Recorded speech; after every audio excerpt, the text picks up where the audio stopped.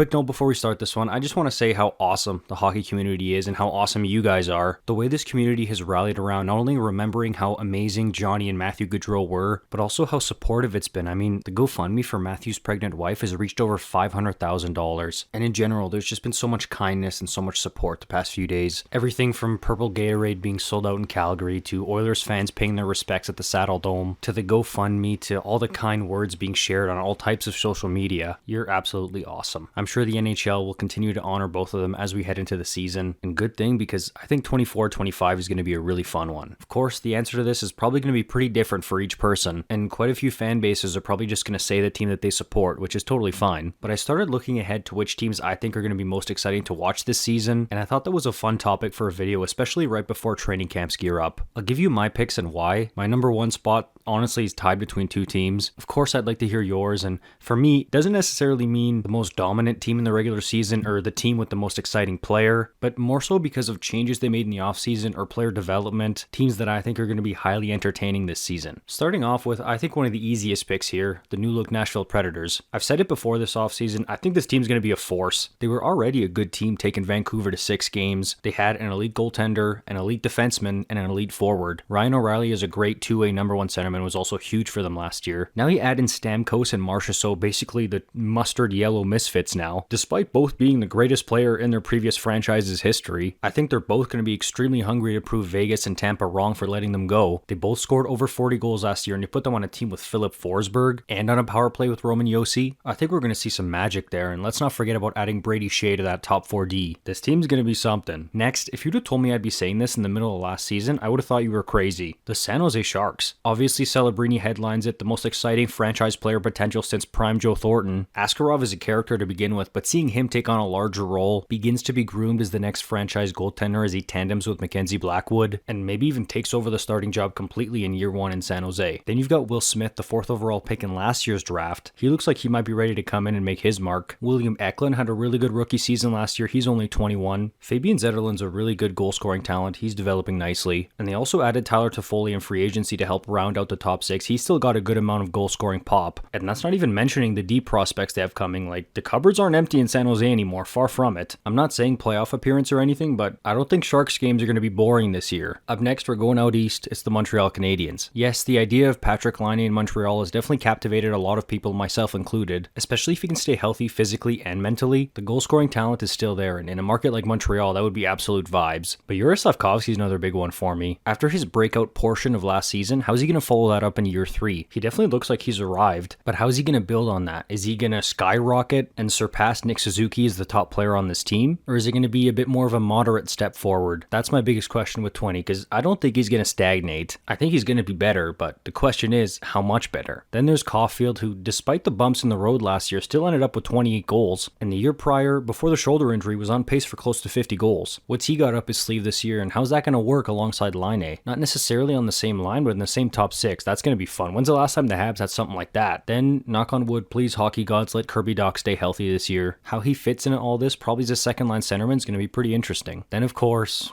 Lane Hudson on defense. How can you not be excited about what this kid's got to offer in a full rookie season? He looks like he's got the potential to be a pretty dynamic defenseman. There are already some comparisons being floated out for this kid. I still think it's a bit too early for that, but the talent and the potential are certainly there. Next, I know it's a bit of a cop-out answer, but I gotta mention it. Edmonton's definitely on this list for me. Of course, the brilliance of McDavid and Draisaitl play a part in this, but it's also much more than that. As a whole, from Chris Knoblauch down, how does this team react to being 2 goals away from a Stanley Cup? Jeff Skinner at $9 million, these numbers are a bit disappointing, but Jeff Skinner bought out now at $3 million, these numbers would be a huge win. A healthy Victor Arvidsson is a really good add to this top 6. How do they navigate the losses of Holloway and Broberg, where you bring in Podkolzin and Ty Emberson? And maybe there's a subsequent move coming at some point. Bouchard's coming off a monster offensive season, and he needs a new deal soon. What do we see from him this year as an encore? Lots of moving parts over there, and I think this team's a bona fide Stanley Cup contender. It's going to be a wild season in Edmonton. I also want to put Vancouver on this list, because I think the Oilers and Canucks are going to be battling it out for the Pacific division crown again, and that's going to be highly entertaining. Quinn Hughes and JT Miller are absolute popcorn. I also think Pettersson's going to have a bounce back season, and he's going to be a ton of fun to watch. I mean, the guy put up 89 points and 34 goals. Bounce back isn't the right word for it. I think we'll see him return closer to his 22-23 form. Then of course there's Brock Besser. Hope everything's okay from that blood clot. For years this guy showed flashes of his ability to be a great goal scorer in the league. I'm pretty happy for him that it all came to fruition with a 40-goal season. Then of course there's the big one. Jake DeBrusk signed a big deal with this team. It seemed like he was looking for a fresh start out of Boston on a couple occasions. He's finally got it, and he's going to be expected to be a pretty solid top 6 player for Vancouver. My biggest question is, I wonder who he ends up finding chemistry with. Alright, up next, I think it's a little wild to throw these two in the discussion of the most exciting team to watch this season, so I'll put them on my guilty pleasure side of the list. It's Buffalo and it's Chicago. You could probably throw Montreal or San Jose here too, but hey, who knows. For Buffalo, I've made quite a few videos dedicated to them. Basically, I just really want to see them break this long playoff drought, and I think they've got a good chance to do it in this year's wildcard race. I also think Dahlin's going to have a monster season this year, and they gave up a pretty valuable asset for Ryan McLeod, so I want to see how that works out. There's also a lot of other factors like UPL, Zach Benson, Jack Quinn, what kind of year does Tage Thompson have, and of course Lindy Ruff behind the bench. It's just a really fascinating team overall. In Chicago, you guys know I've been calling it Bedard's Brigade. Kyle Davidson went shopping this offseason. He added a ton to this roster, whether it's Bertuzzi, Teravainen, and a healthy Taylor Hall to help Bedard in the top 6, plus maybe Frank Nazar's ready, and Philip Kurashev had a good year. He was the only one remotely close to Bedard in points. And look, I know adding guys like Ilya Mikheyev, Craig Smith, TJ Brody, Alec Martinez aren't exactly world-beating acquisitions, but it provides this lineup with some much-needed depth, and I think it's going to help insulate guys like Bedard, Korchinski, Lucas Reichel maybe if he's poised for a bounce back. I certainly don't think we're talking about a playoff team here, but I think Hawks hockey is going to be exciting this year, especially if Bedard takes another step, which I presume he will, and has a superstar season, although 61 points in 68 games is nothing to slouch at, as a rookie no less. If they stay healthy, this team should at the very least be pretty entertaining. And the last team I want to mention here, which is tied for my top spot of most exciting teams, it's the New Jersey Devils. The Jacob Markstrom addition makes this team significantly better, and I think definitely a playoff team. Brett Pesce's a really solid defender. You add him to that D-core with a Dougie Hamilton who missed basically all of last season. The year before, he put up 74 points and 22 goals. That was a huge loss not to have him around last year, and not just because he's a great geography teacher. Luke Hughes and Simon Nemec are the future of this Devils D-core. They're here too. And up front, of course, Jack Hughes is the marquee player here. When he's on his game, he's can't miss TV. He sure is underrated and great as a top 6 two-way centerman. Jesper Bratt and Timo Meier are top-end offensive players, and Dawson Mercer is a really intriguing one for me this year. So for me, my top 2 are New Jersey and Nashville. But I gotta say, man, Montreal and Edmonton are pretty close behind. What are yours? Let me know in the comments. I really like making these videos where I talk about more than just one team. If you want to see more like it, please let me know by pressing like and subscribe. Thank you so much for watching. You're awesome.